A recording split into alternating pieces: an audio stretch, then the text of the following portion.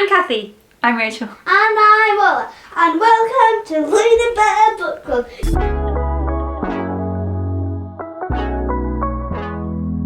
Today we're going to talk about... Bananas! Not bananas. We're going to talk about... How dare you show such disrespect? Because today we're talking about The Return of the King. Woo! Lord of the Rings. It's the final part of the trilogy and the Oh, always bringing the energy today. So I finished reading this, I don't know for how many time, at the beginning of April. I had such a good time reading this book. I think no matter how many times you return to Lord of the Rings, finishing it is always going to have an emotional impact, because I feel like once you've done it, I always feel like I have been there. I have been to Mordor and back and said goodbye to all my lovely fellowship friends, and it never fails to like really move me. Do you remember finishing the book? Can you remember like what was going on in your life, or what you finished, what your feelings were? So this is maybe a year ago, a bit more than a year ago. Don't really remember. I think my main feeling, other than the sadness of all the partings and the jubilation at man and elves and dwarves and winning the day against evil, I think my main feeling was relief that I finally finished it. Yeah, because I've tried to read Lord of the Rings several times, but I've finally finished it and I felt accomplished and I enjoyed it. As I've said in the past, I always stall around Two Towers when I tried to read in the past. So this time around, when I was reading it a year ago, I got through Two Towers. I had a short break between Two Towers and Return of the King, maybe like a month break. But then once I was in Return of the King, I was actually reading it. I read it. I read it in the space of, I don't know, 2 weeks, 3 weeks, which is a marked difference to what's happened in the past. But yeah, I enjoyed it. Yeah, I think it picks up the pace quite a lot in Return of the King. So there's absolutely loads that happens, and even like this looks like a chunky book here, but actually the appendices take up a huge chunk of it. So That's it's like half the book, you know. yeah, so it's not that long a book considering. Let me find where the appendix begins. Have you ever read the appendices? I've read a lot of the appendices, but not all of them. I always skip bits. Guess how much of the appendices I have read? How much have you read? 0. I think I've skipped through and read the bits that sounded kind of interesting. So that is how much of this book is actually story. It's still a considerable chunk. Oh yeah, it's 378 pages though, which is like reasonable, isn't it? And it's small writing. Yeah. I'm not dissing it, I'm just saying like, I think sometimes in your head, or It's in my deceptive. head, yeah, you think Lord of the Rings, it's absolutely mammoth, and I guess it is as a whole, but The Return of the King as a book, I would say 378 pages is fairly standard. Fairly standard, yeah. Average. Yeah, and like the defeat of the big evil is like kind of around here. So you've got quite a lot of ending and falling action to play with. So yeah, I think the book reads really quickly. I can understand why, like, after the Two Towers, like, you raced through Return of the King. I was going to ask, and maybe this isn't quite fair, but did you have any favourite moments? That is definitely unfair. It is unfair because you read the book over a year ago. And the fact, I think my issue with Lord of the Rings is that everything is kind of muddied by the films. I did like is how long Frodo and Sam are in Mordor for. They're running across, they're hiding in a hole, they're resting, they're running across, they're hiding in a hole, they're resting. Yeah. Is that right? How they're in there for longer than the films would make you believe, right? Yes, because like Frodo and Sam are doing all of that whilst the armies are gathering their forces, and that takes a few days each way. I think that happens, and then even. Then why aren't they preparing everybody? Well, I think the armies prepare for a big battle at Gondor, and then after that battle, they prepare and travel again to the gates of Mordor to do it again. So yeah, that Frodo and Sam, meanwhile, all the time they're doing exactly that, going from hole to hole, getting tireder and hungrier and more worn down by the ring. I also liked just love Theoden, so anything with Theoden I like. And I love Pippin, so anything with Pippin I like. And I love Merry, so anything with Merry I like. And I, obviously as only a film viewer beforehand, I had never met Beragond?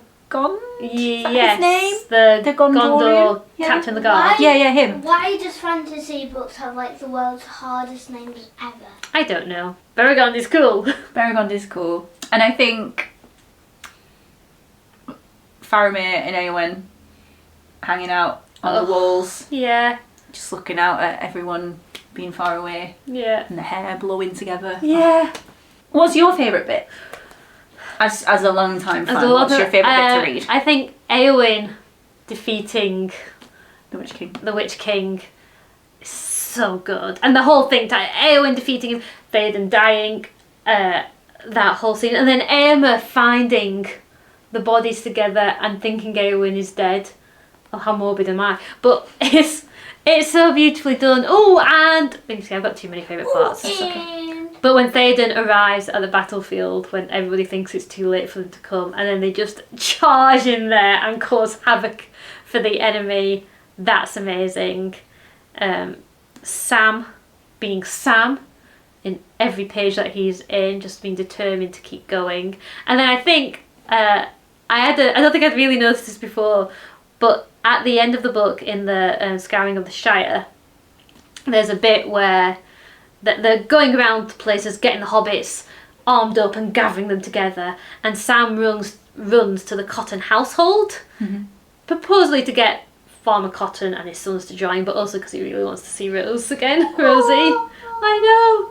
So he goes, Disgusting. gets the Cotton boys out to go fight, and then he lingers a moment just to say hi to Rosie and a moment they do and she says, "Oh, you're looking fine, Sam," because he's wearing his posh travelling threads. And then and then he goes "Oh yeah, I'm good, but me and Mr. Frodo, we're getting everyone together and we're going to go fight off these thugs." And Rosie says something like, "Well, you better get back to it, Sam. You can't stick with Frodo all this time, then leave him alone at the first sign of trouble." The indignation. What do you mean the first sign of trouble? I think We went into the heart of Mordor itself. I think the text says something like, "This was far too much for Sam, who either had to reply for a week or say nothing at all." So then he runs back off. So that might be my new favourite moment. There are many to choose from. It's a very rewarding final book. I think one thing that The Return of the King is kind of famous for is its long goodbyes. And that's kind of in the film and in the book. So you have the big battle against Sauron, you have the defeat of the ring, the completion of the quest, and then we have, I think, about 10 more chapters. Is it 10 more chapters? Hang on, I can check. I suppose are they stickers that you put in it? Yeah, Show people. Show the people they want to see them. It's a picture of Egon. Can I say it? Yeah. I got these books when the film first came out. I'd read my dad's books before then, but these are my own copies, and I was about 13 at the time. Understandable. So when I got movie stickers, the stickers went in the book. Okay, 6 chapters. So I suppose they go back to Gondor. Yeah. Some of them stay, some of them leave. They go to Rohan, some of them stay, some of them leave. Yeah. They go to Rivendell, some of them stay, some of them leave. Yeah. And then they go to the Shire. Yeah. Get rid of Sharky. Yeah. Is he called Sharky? Yeah. It's about Saruman. Sharky? Yeah. That sounds like a baby. I know. She's not a baby. Not a baby. And then Frodo leaves to the Grey Havens. Yeah. So that's quite a lot of stuff. Yeah, there's a lot that happens. I think they call it falling action when stuff continues to happen after the main climax of the story. What a technical term from our creative writing student here. I think that's just in film writing too, which I didn't really study. I guess some people can get annoyed with falling action, we're done, the battle's won. But I think it's, especially at the culmination of a series or a big book, because I suppose Lord of the Rings is a book as opposed to a series, but to be able to continue with these characters for that tiny little bit more, I think that's nice. I wouldn't want it to end with the ring being destroyed and then they all went their separate ways. I want to know what happens in the fallout. Yeah, me too. And I love those chapters. I also think it kind of fits with the book's theme, that even though you've got this ring as this huge symbol of corruptive power, and it's destroyed, so in that sense it is like a MacGuffin. Another film writing term there. The MacGuffin that people are fighting for. But actually, I think the book is about resisting the influence of evil, full stop. So even once the ring has been destroyed, evil still exists, and part of the falling action in this book is about characters either reaping the reward or the consequences of how much or how little they've resisted evil. So for our heroes like Aragorn, he gets his coronation and the wonder of that. For, Éomer, he gets to come into his kingdom. Gandalf and Galadriel and Elrond, they also on the journey back have like some really quiet, restful communion with one another. Like they travel and take the road slowly together, and it says they sit late into the evening, and they're almost rewarded with rest. On the opposite spectrum, you've got Saruman and Wormtongue, who, even though the ring is destroyed... Wormtongue? Yeah. I do not like that person's name. No, and you wouldn't like the person either. He's a creepy, slimy villain type character. That's kind of cool. It's so fickle. They're still enthralled by bitterness or hate or evil, and even though they keep being given option after option to choose a different path, they just don't. And I think that is still it's worth spending the time on, exploring those consequences. The callback of Saruman and Bill, the guy from Bree, who's working against them in the beginning, like he comes back.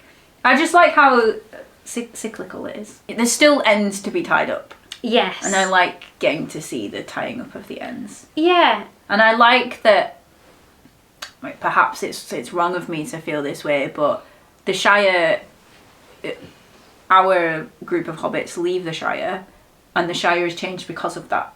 Yeah. They don't have that security anymore. Times have moved forward, and they have to move forward too. Yeah.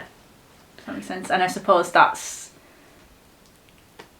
kind of relevant to Tolkien coming back to society and society changing after the war and all that kind of stuff.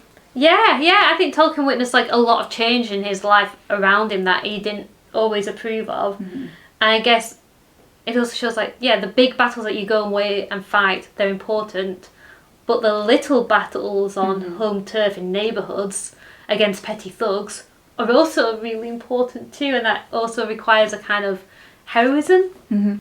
Although I don't like the idea of the Shire ever being in trouble from anyone ever, there isn't a perfect haven, and it always requires people to stand up and defend it. I think there is a perfect haven, but it's across the sea. There is a perfect haven. It's across the sea, which I guess leads us to like, what do we think of like Frodo's fate? I think that obviously Frodo loves his friends and they love him, and it's sad that he can't continue in the world as he is, but I think the sacrifices that he made for the good of all have earned him this right to go. Does that make sense? Yeah. And I think people did, sorry to talk about war again, people were affected by war differently, and I think it's nice that it's not just the same, we went to war, we came back, we're okay now and moving on with our lives now. That doesn't always happen, and I think it's nice that Tolkien represented different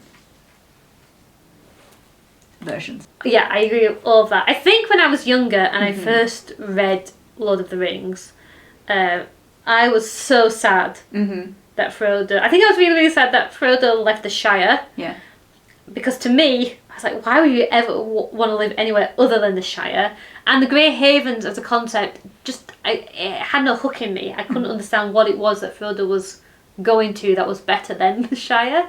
And the idea of him and Sam being separated broke my little heart. So doesn't eventually... I mean, I say that I haven't read the appendices. I've like skimmed and stuff. Because Sam eventually, as a ring bearer, does get to go. Yeah, I think he does follow on in the end. Yeah, he does.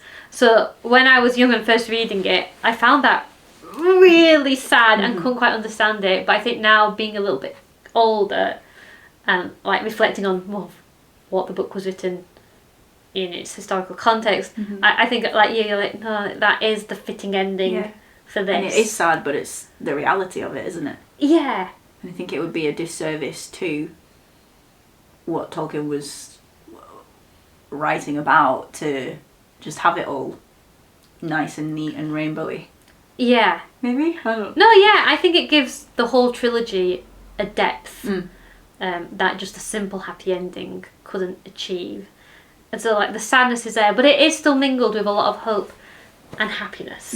Speaking about Frodo going to the Grey Havens, we talked a little bit about this in the Two Towers video, but it again struck me of how much of the lore of the Lord of the Rings trilogy is firmly left in the background without much of an explanation. So stuff like the Grey Havens, how exactly the three rings work that the elves have, who Gandalf is, what wizards are, their kind of view of the afterlife, even like Sauron and who he is and where he's come from and what he's aiming for. There's still a lot left opaque. And I'm wondering, I wonder like, how do you feel about that? Are you okay with like mystified lore? Maybe are you better at understanding lore than I am? Do you like things explained in depth, or do you like mystery? Do you have preferences in that? That's a good question. I don't mind a bit of mystery, and I think the thing with Tolkien is that there's the understanding that he knew every single detail, every single thing.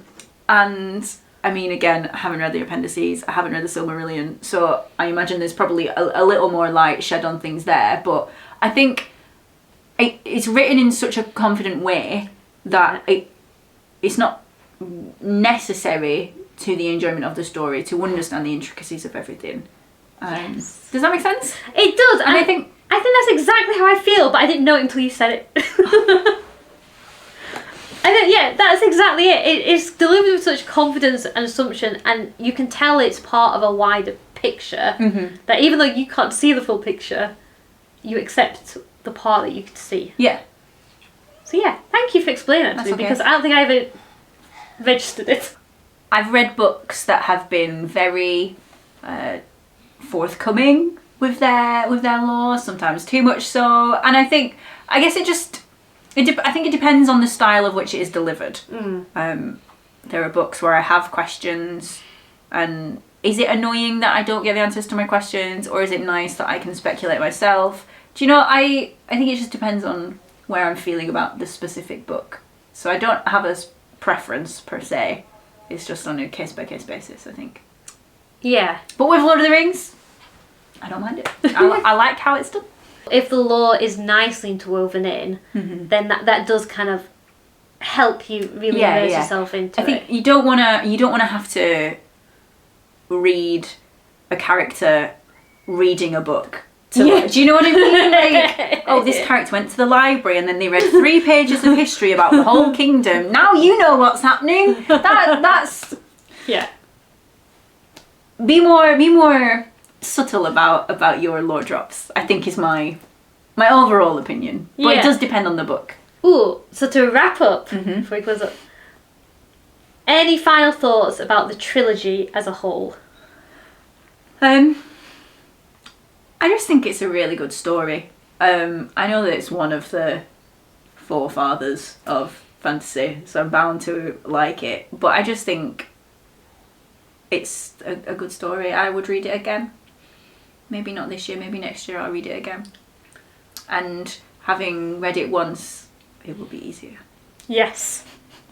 Yes, it is. It gets easier and easier on reread. You definitely have to get to put less work in. Do you have any thoughts about the trilogy as a whole? This will always be a trilogy that I will return to. I think the return of the trilogy. The return of the trilogy. The return of Cathy to the trilogy. I mean, for me, as in like personally, like this is such an important story.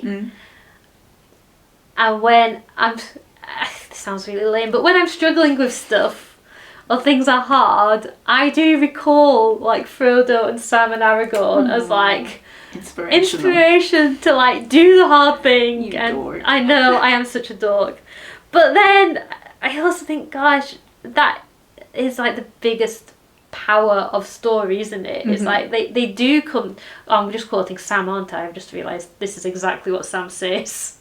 In Return of the King, Sam's like, when stuff gets hard, you remember the stories, and when you're in it, it doesn't feel like a story, but to somebody else, it's a story, and it's the stories that lift up your hope to do what's right, even when things are hard. And I guess that's what Lord of the Rings is for me, and it's a book that I think speaks to the part of me that wants to do right and wants to do good and wants to love people well. I just feel like the story as a whole is really wholesome and good for me, and as well as being entertaining and a joy and a pleasure to read. There's lots of lessons to take from it. Yeah, without it like sitting down and preaching at you. Yeah, I think that's why the book's probably important to me, and probably important to lots of other people too, in that it is tapped into something really great, and I think that's why it's something that people will keep on coming back to. So heartily recommend reading The Lord of the Rings. It's an effort, but it's so worth it. It gets the Lunabird's stamp of approval. Woo! Yeah. Yeah? We shall have to get an actual stamp now. Oh yeah, we've got the logo. We've got the logo. Put that on a stamp. Woo! That is all we have to say for now about Lord of the Rings, the trilogy as a whole, and specifically Return of the King. Thank you for joining us. If you have anything to add to our discussion about this staple of the fantasy genre, leave a comment down below. Remember to like and subscribe. And we release videos every Friday, so we'll see you next week. Bye! Bye!